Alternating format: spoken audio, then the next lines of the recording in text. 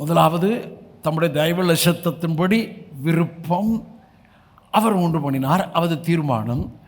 அதுக்கு பின்னால் அவர் இருக்கிறார்.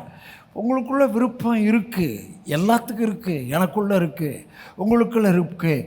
அந்த விருப்பத்தை தான் அவர்கிட்ட சொல்லி சொல்லி தோத்திரம் பண்ணிக்கிட்டு இருக்கிறோம். அந்த விருப்பத்தை நீங்கள் எழுதி வச்சுக்கிறீங்க, அந்த விருப்பத்தை அறிக்கை பண்ணுறீங்க.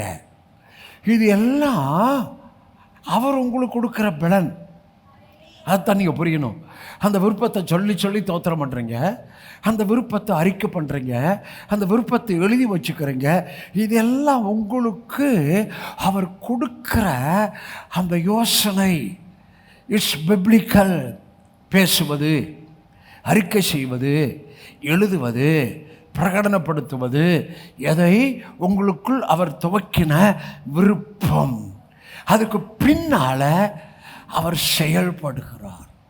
அதான் 24/7. அதுக்கு பின்னால் அவர் என்ன பண்ணுகிறார்? செயல்படு. அப்போ 1 2 நற்கிரியை துவக்கி இருக்கிறார். கிறிஸ்துவின் நாள் பரியந்தம் அதுக்கு பின்னால் அவர் இருக்கிறார்.